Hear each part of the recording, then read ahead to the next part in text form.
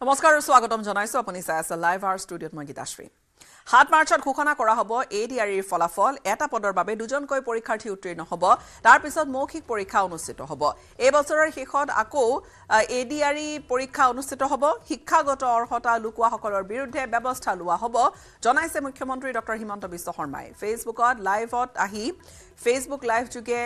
এইখিনি কথা জনালে ইয়াৰ লগতে 6 মাৰ্চত আৰক্ষীৰ এছআই পৰীক্ষাৰ ফলাফল ঘোষণা হ'ব বুলিও সদৰি কৰিছে মুখ্যমন্ত্ৰী গৰাকীয়ে 12 মাৰ্চত ঘোষণা হ'ব কনিষ্টেবল এবি আৰু ইউবিৰ ফলাফল 4 মাৰ্চত ঘোষণা হ'ব অসম আৰক্ষীৰ গাড়ী চালকৰ পৰীক্ষাৰ ফলাফল কমাণ্ডো বেটালিয়নৰ পৰীক্ষাৰ ফলাফল 27 মাৰ্চত ঘোষণা হ'ব 30 এপ্ৰিলত ঘোষণা হ'ব আৰক্ষীৰ চতুৰ্থ বৰ্গৰ পৰীক্ষাৰ ফলাফল সাব ইন্সপেক্টৰ আমাৰ ইউবি এবি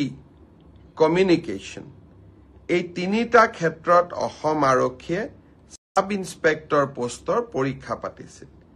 ইয়াত পদ আছিল 203টা ইয়াৰে ইতিমধ্যে লিখিত পৰীক্ষা হৈ গ'ল আৰু এই লিখিত পৰীক্ষাত যিসকলে উত্তীৰ্ণ হ'ল যিসকলে কাট অফ নম্বৰ পাবলৈ সক্ষম হ'ল তেওঁলোকৰ তালিকা 6 মাৰ্চ তাৰিখে আৰক্ষী বিভাগে প্ৰকাশ কৰিব 6 মাৰ্চ তাৰিখে লিখিত পৰীক্ষাৰ ৰিজাল্ট হোৱাৰ লগে লগে পিএছটি আৰু পিইটি আৰম্ভ হ'ব আৰু পিএছটি আৰু পিইটিৰ এডমিট কাৰ্ড আপোনালোকে 9 মাৰ্চত ডাউনলোড কৰিব পাৰিব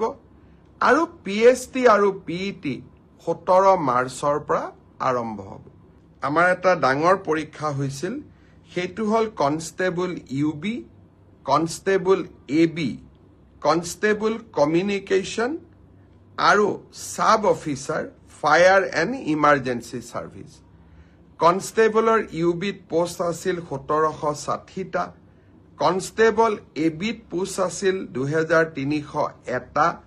কনষ্টেবল কমিউনিকেশ্যনত পোষ্ট আছিল 466টা আৰু সাব অফিচাৰ ফায়াৰ সাৰ্ভিসত পোষ্ট আছিল মাত্ৰ এটা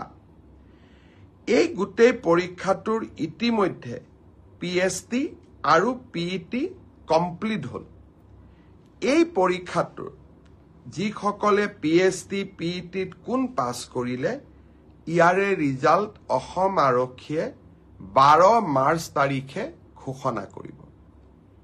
অৰ্থাৎ কনষ্টেবল ইউবি এবি পৰীক্ষাৰ প্ৰথম ৰিজাল্ট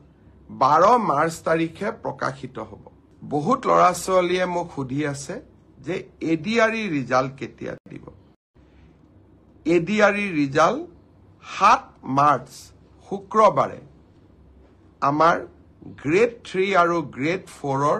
যি আমাৰ ৰিক্ৰুটমেণ্ট কমিশ্যন আছে তেওঁলোকে ঘোষণা কৰিব যিমান কেইটা পদ আছে তাৰ বিপৰীতে দুজনকৈ ল'ৰা ছোৱালীক এই পৰীক্ষাত উত্তীৰ্ণ হ'ব আৰু তেওঁলোকৰ মাজত পৰৱৰ্তী সময়ত ৰিটেন টেষ্ট অৰেল অনুষ্ঠিত হ'ব অৰ্থাৎ লিখিত পৰীক্ষাৰ ৰিজাল্ট গ্ৰেড 3 আৰু গ্ৰেড 4 আমি 7 মাৰ্চ তাৰিখে ঘোষণা কৰিম এডভান্টেজ আসাম সফল হোৱা বুলি মন্তব্য মুখ্যমন্ত্ৰীৰ জাপানৰ কেইবাটাও সংস্থাৰ সৈতে চুক্তি কৰা হৈছে অসমৰ ল'ৰা ছোৱালীক জাপানত চাকৰি দিব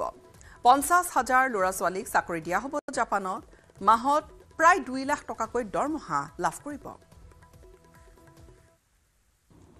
জাপানৰ কেইবাটাও সংস্থাৰ সৈতে আমি চুক্তি কৰিছো জাপানী লেংগুৱেজ ট্ৰেইনিঙৰ বাবে তেওঁলোকে আমাক আশ্বাস দিছে যে অসমৰ ল'ৰা ছোৱালীয়ে জাপানীজ লেংগুৱেজ আহৰণ কৰাৰ পিছত জাপানত অন্ততঃ 2 লাখ টকা মাহত দৰমহা পোৱা চাকৰিত অসমৰ 50,000 ল'ৰা ছোৱালীক তেখেতসকলে কৰ্ম সংস্থাপন দিব